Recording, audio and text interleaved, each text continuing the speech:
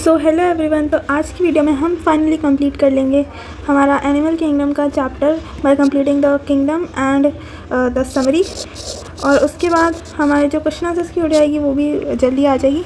सबसे पहले तो आप ये देख लीजिए, इसमें देखिए ये स्पीशीज़ है और यहाँ किंगडम है। यहाँ से हम पढ़ते हैं kingdom, phylum, class, order, family, genus, species. तो इसमें देखिए यहाँ पे ये आपको चीज़ याद रखनी है कि जो लोएस्ट नंबर ऑफ़ सिमिलैरिटीज़ होती है ना वो किंगडम में होती है, और जो हाईएस्ट नंबर ऑफ़ सिमिलैरिटीज़ होती है ना वो स्पीशीज़ में होती है। तो ये एक बात आपको याद रखनी है, ठीक है। अब आगे बढ़ते हैं। तो हम किंगडम पे आ गए। All animals belonging to various phyla are assigned to the highest category called kingdom animalia. ठीक है, तो जो भी एनिमल्स हैं जिसमें जो वेरियस फाइलों को बिलोंग करते हैं उन्हें एक हाई कैटेगरी दे दी है। मतलब हर तरह के बच्चों को एक ही क्लास में डाल दिए, चाहे वो कैसे भी हैं, उन सबको एक हाई कैटेगरी दी। मतलब मान लीजिए कि बच्चों को जो भी बच्चे हैं फर्स्ट, सेकंड, थर्ड, फोर्थ, कोई भी बच्चे हैं, बस थोड़े बहुत एक तरह के हैं, उनको हमने दे दिया स्कूल। ठीक है, तो वैसे इनको हाई कैटेगरी फाइला दे दिया।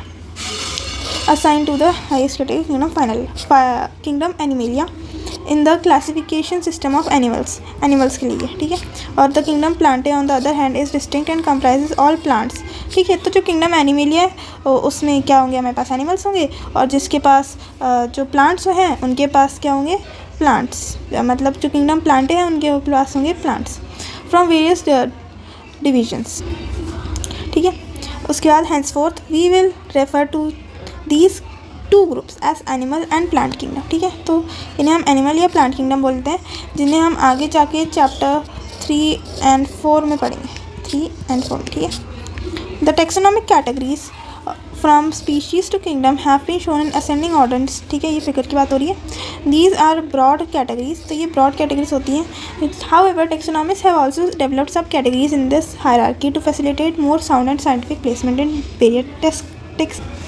फिर हमसे यहाँ पे आगे पूछा गया कि क्या हमें कोई बेसिस ऑफ अरेंजमेंट याद आ रहा है, तो हम यहाँ पे एक एग्जांपल दे देते हैं कि as we go higher from species to kingdom the number of common characters goes on decreasing. ठीक है, जैसे ही हम कहाँ से किंगडम से फाइला में स्पीशीज़ से किंगडम में जाते हैं तो नंबर ऑफ सिमिलैरिटीज डिक्रीज होती है ना, वैसे ही ये बस वही बता रखा है।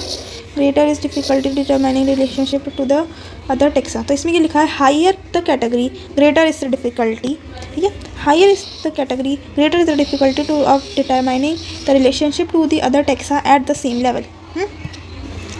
तो जितना हाई हमारी कैटेगरी होगी उतना डिफ़िकल्टी इंक्रीज़ हो जाएगी जो उस टेक्सा की रिलेशनशिप को बताने में। ठीक है, तो ये बताना चाह रहा है। फिर आगे hence problem of classification becomes more complex, तो ये चीज़ और कॉम्प्लेक्स हो जाती है। Indicates table 1.1 indicates the taxonomic category to which some common organism like housefly, man, mango and wheat belong. तो ये वाली जो टेबल है ना वो हमको एकदम अच्छे से लर्न करनी है। इसमें हमें common name, biological name, genus, family, order, class, phylum और डिविजन्स दे रखे हैं। तो इसे हम कोई भी ट्रिक लगा के भी याद कर सकते हैं। जैसे मैन, अपना हमको पता होना चाहिए कि हम होमो सेपियंस है, जीनस हमारा होमो है, फैमिली हमारी होमिनिडे है, ऑर्डर प्रीमेटा है, और क्लास हमारी ममेलिया है। हम लोग मैमल्स है ना, तो हमारी क्लास ममेलिया ही होगी। और फाइनल और डिवीजन हमारी कॉर्डेटा में, जिससे कॉर्डेट्स के बारे में हम और भी पढ़ेंगे। पर ये याद रखिए कि जो कॉर्डेटा होता है ना ये हाईएस्ट लेवल होते हैं। मतलब आप ये मान लीजिए कि ये सबसे ज़्यादा जो होते हैं मॉडर्न होते हैं। ठीक है, मतलब in the case of development हो गए, वैसे ही मॉडर्न है तो ज़्यादातर लोग नहीं होते। फिर आते हैं हाउसफ्लाई पे। तो हाउसफ्लाई हमारे आसपास जो उड़ के तंग कर देते हैं।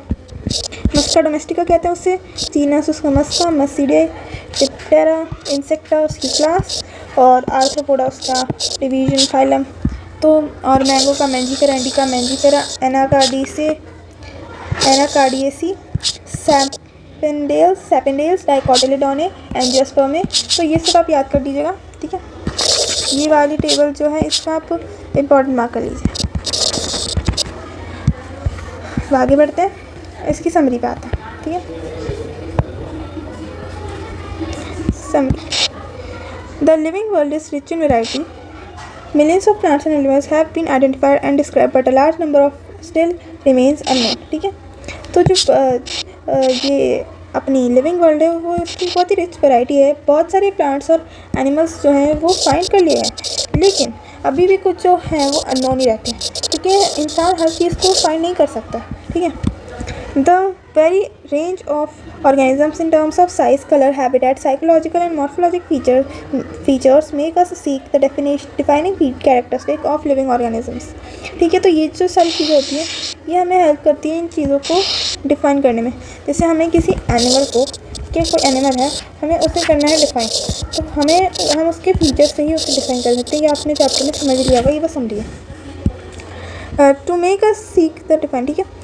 In order to facilitate the study of kinds and diversity of organisms, biologists have evolved certain rules and principles for identification, nomenclature and classification of organisms. ये आप क्या रखना है? Identification, nomenclature, classification of organisms.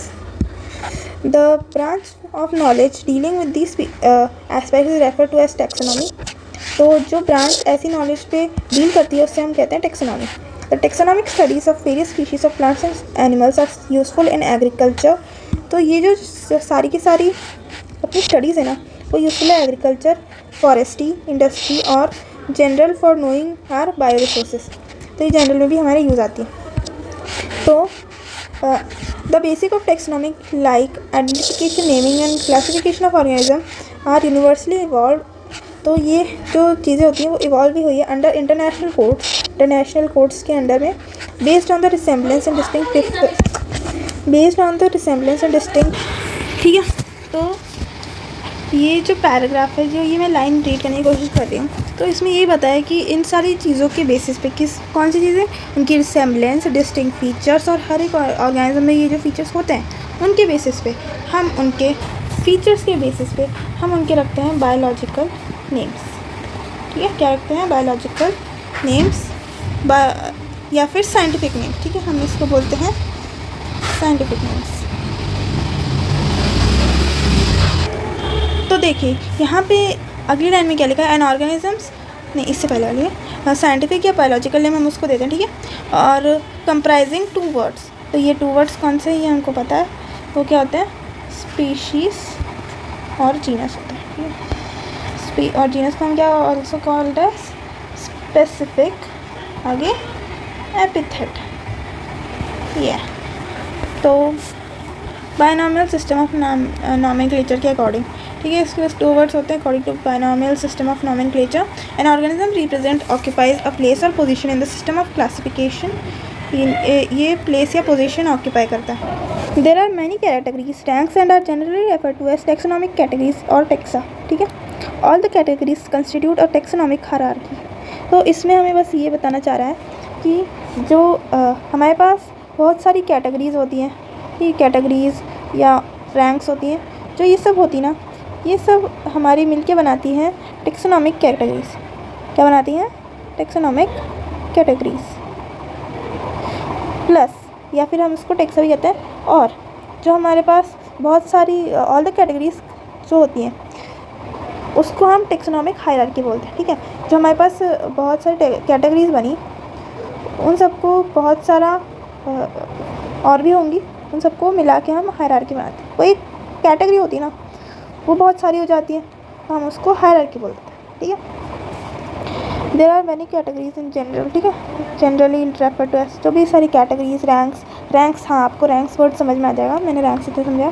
तो ranks वही थी हमारे species, genus, ठीक है, kingdom, phylum, class, order, family, genus, species, ठीक है।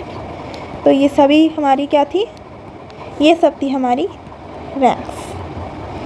So I hope you guys understood this chapter. In the next video, the whole exercise will be completed in one video only. Do watch. Thanks for watching.